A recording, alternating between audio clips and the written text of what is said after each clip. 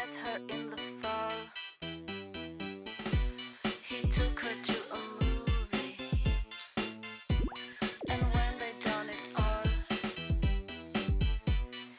Hello and welcome to the Fabulous Picture Show. I'm Amanda Palmer. This week at the Everyman Cinema Club, we have the award-winning French film Tell No One. It's directed by French actor turned filmmaker Guillaume Canet. It's a breathtaking suspense thriller, and it's very much unlike what you usually get in angst-ridden French cinema. There's no time for French navel-gazing in this fugitive drama that picked up 4 César Awards. We go on the road in Rwanda with the travelling film festival Hollywood. And La Vie en Rose shows where the tragedy came from in Edith Piaf's voice. But first we meet Brad Pitt and Angelina Jolie, not to talk about their latest childcare arrangements, but because they're both involved in a very serious movie, A Mighty Heart. The day after 9/11, Danny and I flew to Pakistan. He was the South Asia bureau chief for the Wall Street Journal. American reporter Daniel Pearl was working on a story about the shoe bomber Richard Reed. When will you be home? I'm hoping 9 o'clock. Listen, I love you. When he was kidnapped in Karachi, Pakistan. Danny had an interview and he's not back. He didn't come home last night. Hello? In A Mighty Heart, Angelina Jolie plays Marianne Pearl during the agonising 5 weeks she spent searching for her missing husband. I don't think you understand how serious this is, huh? We need that name to find Danny. Director Michael Winterbottom relies heavily on improvisation to achieve his gritty style. Hey. How you feeling? I stink. I'm sure you stink. It was a process Angelina found intense. How's my little embryo? Good. I mean, watching it is gut-wrenching.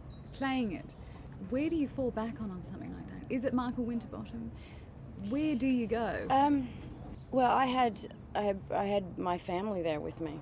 I was able to go home to, at the time, my 3 kids and Brad, who was home with the children, and hold them, and they were safe. And we knew that nothing would be as difficult for us in making a film than it actually was for all of these people to live through this. The search for Daniel Pearl was led by a police officer known as Captain. We'll fight kidnappers with kidnappings. The film looks at the questionable methods used by the security services and the initial position of the government. We do have information that the Indian intelligence services are behind this kidnapping. You really believe that? I don't see They that. are trying to embarrass Pakistan. For director Winterbottom, the time spent researching the story with the real players paid off. Captain, who ran the investigation on the Pakistan Police Force, he watched the premiere the other night. It was the first time he'd seen the film.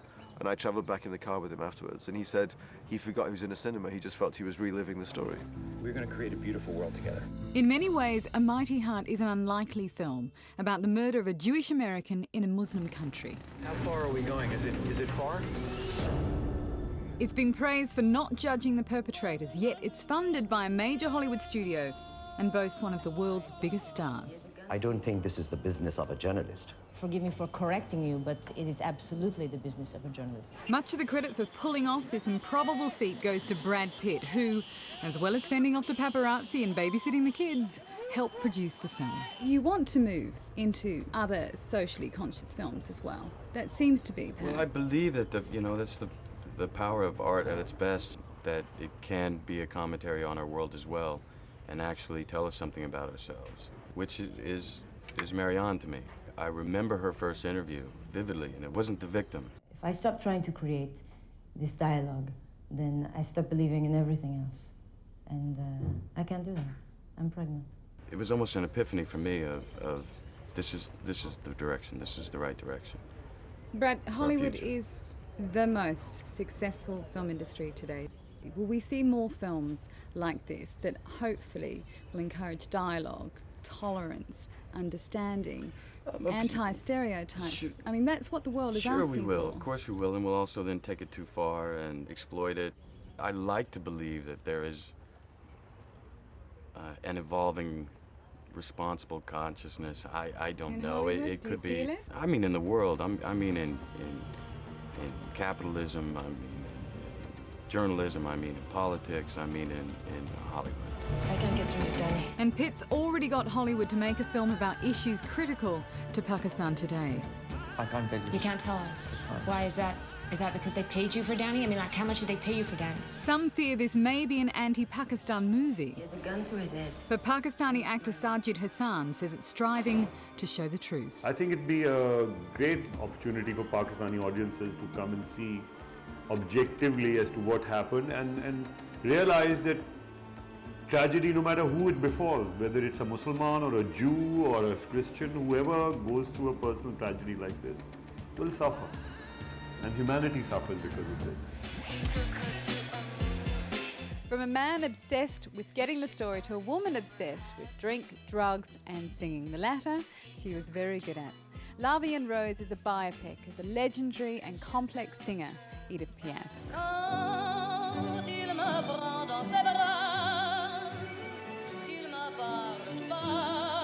It was the tragedy suffusing her voice that made Edith Piaf a world-famous singer and a French national icon. The film La Vie en Rose shows her life was also suffused with tragedy. Born into poverty, Piaf started singing just to survive. Hey, toi! T'as pas le droit de chanter dans la rue. Until the promoter, Louis Leclerc, played by Gérard Depardieu, spotted her potential. Tu me fais penser à un moineau. Ah bon? Je commence vendredi. Playing Piaf from the age of 20 through to her death at just 47 is Marion Cotillard. Arrêtez. Ça me plaît. You have to abandon for a while that admiration, because admiration creates a distance, and you have to eliminate that distance to be close. There were things I couldn't accept, tyranny, for example. But I think that in order to understand someone, you have to abandon your judgment. But a penchant for tyranny wasn't Piaf's only character flaw. Despite fame and wealth, disaster continued to stalk her life. Ça y est, il est champion du monde! Her greatest love, the boxer Marcel Cerdan, died in a plane crash.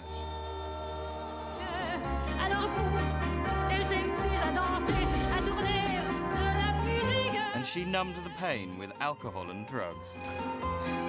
Excuse, je suis un peu fatiguée. Tout va bien. La Vie en Rose ditches chronology to tell Piaf's story through snapshots of the most significant events in her life. Ramène-moi sur scène, ramène-moi. Ramène-moi, je dois chanter. I was not so much interested by the facts, because I'm not a biographer. There is a book for that, and it's perfect. But in the movie, for me, it was something else to really express. And what's expressed has reignited the passion of the French for the woman known as the Little Sparrow. Non, je ne regrette rien, ni le bien qu'on m'a fait, ni le mal, tout ça m'est bien égal. He took her to a